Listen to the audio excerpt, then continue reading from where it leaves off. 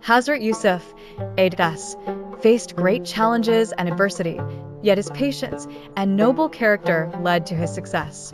His brothers, driven by envy, cast him into a well to be rid of him.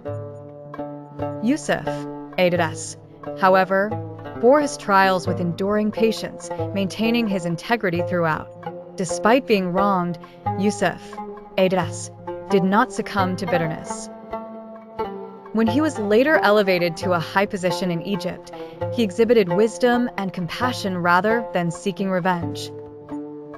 His brothers found themselves in dire straits and approached him for assistance, fearing retribution for past deeds.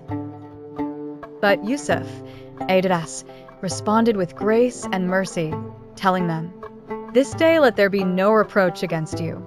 May Allah forgive you. He is the most merciful of the merciful." Surah Yusuf 92.